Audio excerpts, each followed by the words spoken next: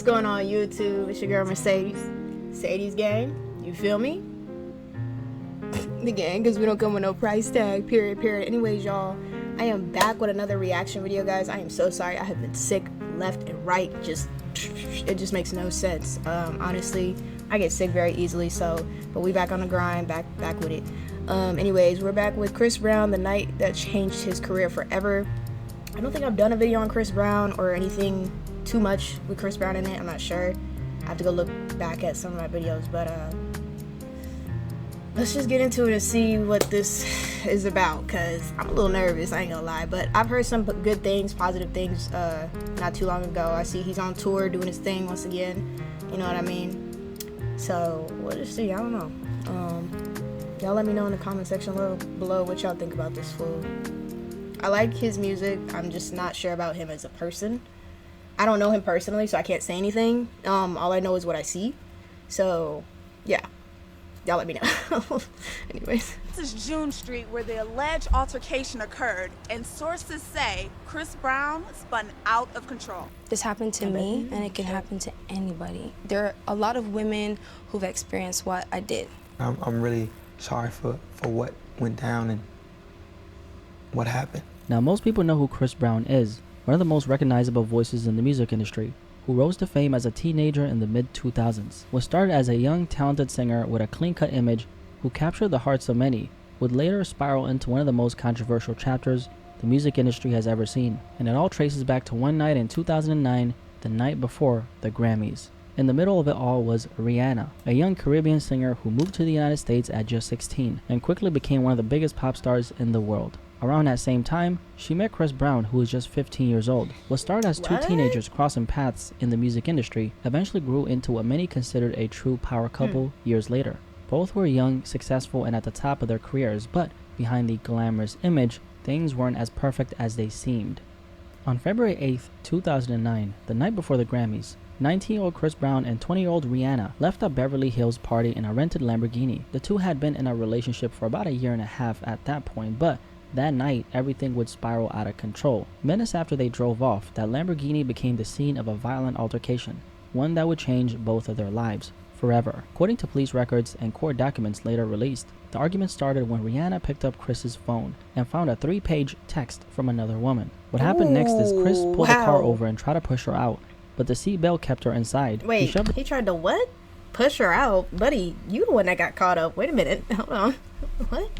Happened next is Chris pulled the car over and tried to push her out, but the seatbelt kept her inside. He shoved her head against the window, leaving a visible swelling, and then struck her in the eye while steering with his other hand. Court documents say Rihanna began bleeding, with her clothes and the interior of the car stained during the assault. At one point, Rihanna pretended to call her assistant and said out loud, "I'm on my way home. Make sure the cops are there when I get there." This only escalated the situation. Chris allegedly became so furious that he threatened her life before resuming the assault. He then put her in a headlock when she tried to use the phone and bit her ear. Rihanna fought back, trying to defend herself, and Chris bit her fingers before letting go. The car eventually stopped in Hancock Park, Los Angeles. Rihanna grabbed the keys and screamed for help, but Chris continued to hit and choke her until she struggled to breathe. A neighbor heard the screams and called 911. When police arrived minutes later, they found Rihanna bruised, bleeding, and shaken. Chris Brown walked away on foot, but later the same day, he turned himself into the LAPD. 9 days later, according to police, Chris sent a text through Rihanna's assistant saying he planned to get help, but by then, the damage was already done. And when the photo of Rihanna's injuries leaked just days after, I saw that picture. To put everything into perspective, that single image said more than any police report ever could. It showed just how serious the violence had been inside that Lambo. But then shortly after, in a surprising twist, reports surfaced that Rihanna and Chris had briefly reconciled. The two were spotted together in Miami at Diddy's house and later at a Beverly Hills. What? You're not finna just pass by that like we didn't just hear the diddler. No, you're not. You're not gonna do that, because why were they at Diddy's house in Miami? Just saying. I'm sorry, that kind of caught me off guard a bit. I did not expect these two.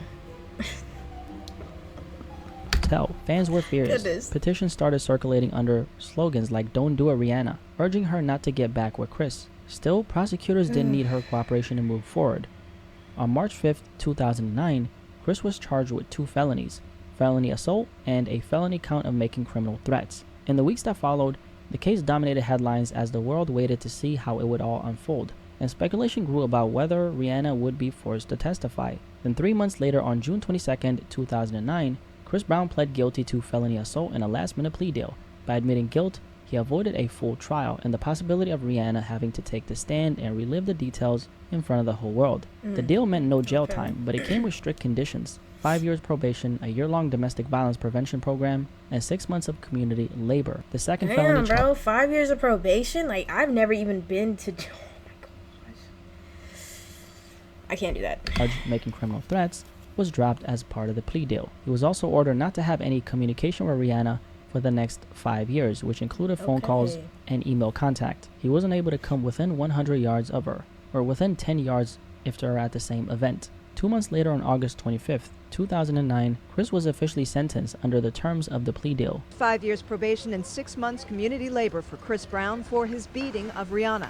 The sentence handed down Tuesday by LA Superior Court Judge Patricia Sneg, as she also warned the R&B singer to stay away from his ex-girlfriend for 5 years. Not long after, video surfaced of him in an orange vest doing roadside cleanup in Virginia. We've been hearing about Chris Brown sightings in the Richmond area for weeks, but here he is right now in the red hat performing hard labor. He's been clearing brush here at the Richmond police stables all day. For many people, those visuals were a harsh reminder that no amount of fame could shield him from real consequences. But outside the courtroom, reality was setting in for Breezy, because while CB had avoided prison, his career was about to face its harshest test yet. And he knew it. Endorsements, public opinion, and even his... What album was it? What album was it? It was the album with Tank. I remember that album, I think, was around the time where this hit his career, this harsh hit. I'm not sure which one was it. Hold on. It was the Graffiti album. Yeah, I think this was the one that kind of took a tank because of this situation. It was a good album though, great album. I just think it kind of sucked how this album got dismissed due to what was going on here. I'm pretty sure it was this album, but if I'm wrong, please correct me in the comment section. I don't know. Hopefully they'll say it in the video. place in the industry were suddenly on the line. I have told Rihanna countless times, and I'm telling you today, that I'm truly, truly sorry, and that I wasn't able to handle the situation both differently and better. In the weeks and months that followed, Chris Brown issued public apologies, saying he was sorry for what had happened and that he deeply regretted how everything went down. But even with those words, what happened happened, and the consequences for his career were not only immediate, but they were severe. Almost instantly, endorsements began to vanish. Wrigley, the largest manufacturer and marketer of chewing gum in the world, suspended its Double Mint gum campaign featuring Chris Brown. This was a major blow, since his 2008 hit Forever had been used as the jingle for the commercials. He also had a deal with the famous Got Milk campaign, but that partnership ended almost instantly. I forgot about Got Milk. Who remembers that, man? That's crazy. I wonder if they still like promote that around school or not. I haven't seen Got Milk in a minute. The company released a statement saying they took the allegations very seriously, and while his ad was already scheduled to end that week, they made it clear that they wanted to distance themselves from Chris as quickly as possible. The repercussions weren't limited to just endorsements. Chris Brown's music itself began disappearing from the radio. In the immediate days after the assault, several stations across the US stopped playing his songs, including stations in Cleveland, Pittsburgh, and in Indianapolis. The backlash even spread internationally.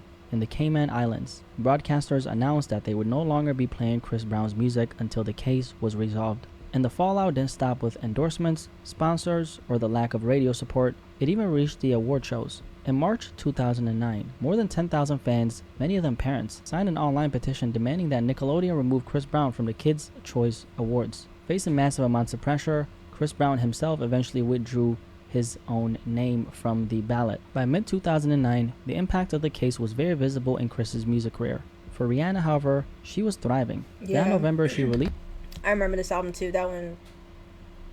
her album Rated R, her first project since the incident. It debuted at number 4 on the Billboard 200 with 181,000 copies sold in its first week, a strong statement that her career and fan base were still very much intact. But when Chris dropped his own album, Graffiti, just 2 weeks later, the results told a different story. I knew it was this album. Yeah, this was a great album. It sucked that this one had to tank because of this situation. It really does, because I would say this was one of his best work, for sure. I love I love a lot of his older albums, to be honest. But his newer albums are good too. So, I don't know. That's wild. That's crazy. Oh, damn. Debuted at number 7 with 102,000 copies sold, far below the expectations for a star of his level.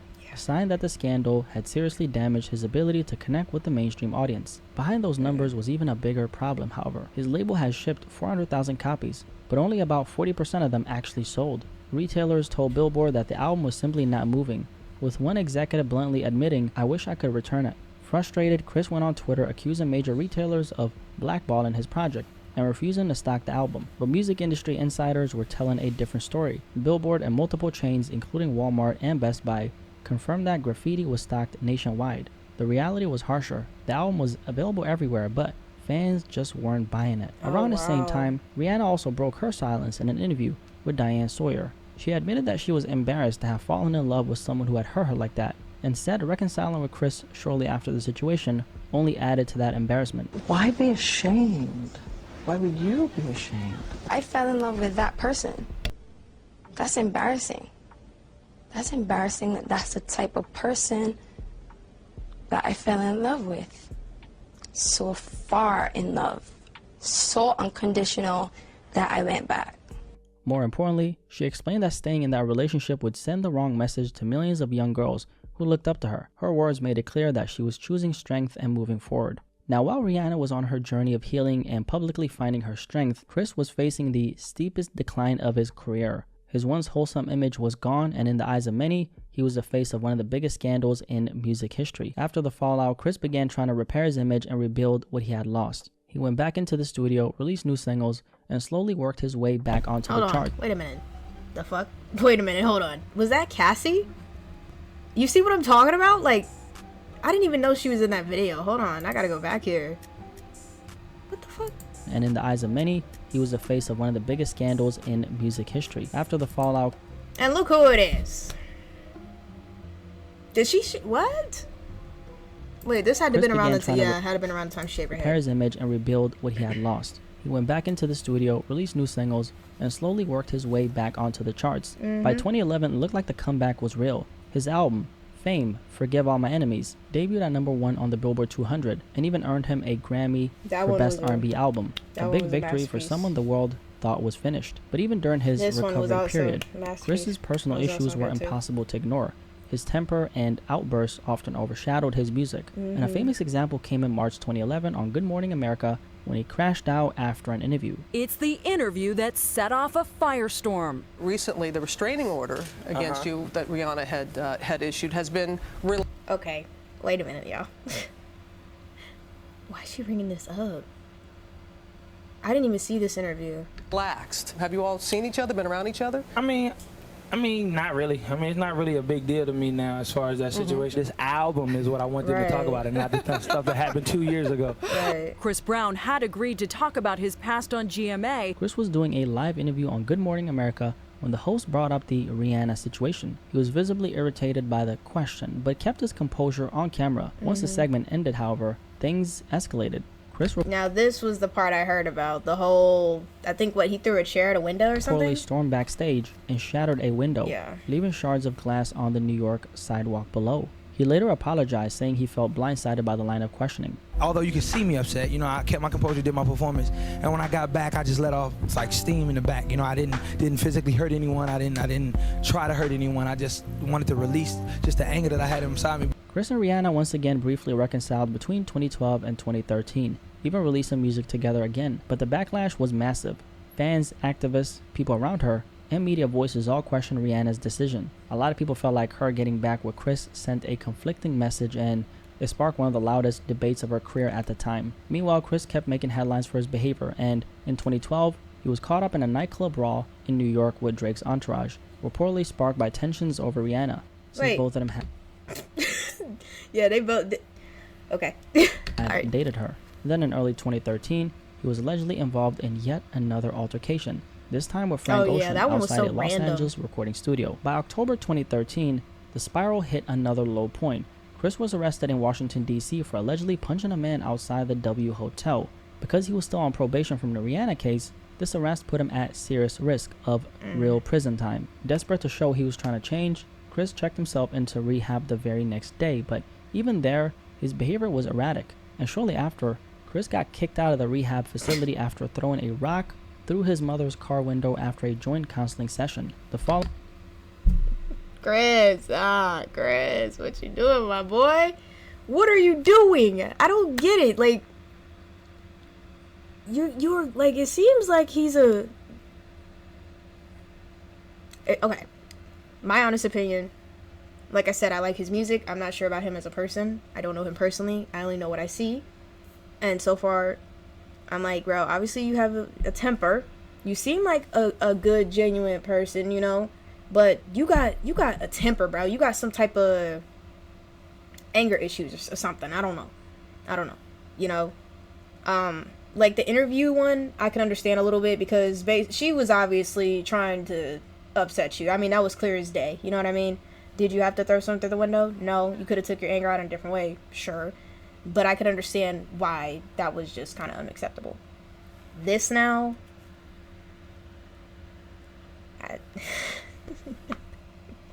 Bro, if you're gonna change, you know, grow.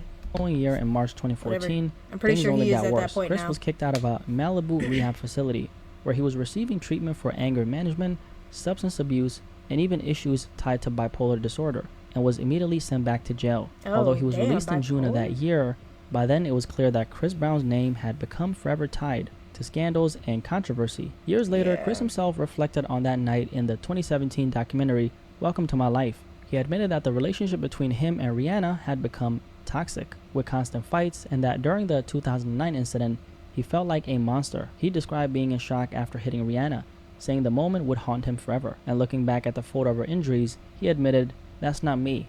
I hate it to this day." That's not me, bro. That's not me. Like, I hate it to this day. You know what I'm saying? That's gonna haunt me forever. I hated myself. Despite everything that's happened, Chris Brown is still here. He's still a powerhouse in the music industry, still thriving years after stepping into the game as a teenager. And although he's continued to succeed in music, those words made it clear. Chris knows that one night will always follow him forever. No matter how successful his career remains, it's undeniable that one night in 2009 changed the trajectory of everything for Chris Brown. At the end of the day, this story shows how one violent decision can change everything, not just for yourself, but for the people around you. If there's one thing to take away, it's this: never put your hands on your partner. Violence has no place in a relationship, and if things ever start heading in that direction, the best thing you can do is walk away before it goes any further. Easier said than done, I know, but it's always the better choice every single time. He's 100% right, of course. If you made it this far, I appreciate you so much. Drop a like on this video. My name is Blackie Speaks. Nice to meet you. Any thoughts on the night that changed Chris Brown forever? Y'all let me know in the... Oh man. Okay. That was a little bit more than what I could soak in. Like, I remember all this stuff happening, but I didn't get this much detail. I do remember seeing the picture. I don't remember seeing the court stuff and him being like, you know, what is it, sir? But I don't know. But being put on probation, whatnot. But this was honestly crazy. You know, I hope Chris has learned and grown and, you know, become a better person from it. You know what I mean? I don't even know what to say. Wow. Like, I didn't know he did all that. That's wild. But yeah, y'all let me know what y'all think in the comment section below. You know, let's try not to... I don't know what to think about this. I don't know. I feel like if both of them have, you know, upped and moved on from it, everybody else should too. It's that simple. You know what I mean? So please like, share, and subscribe, and I'm gonna catch y'all in another mother-breaking video. Also, let me know if you want me to react to anything else. My Instagram name should be down there, wherever, Mercedes5. Please DM me. So I'm gonna catch you on another video, y'all. Deuces.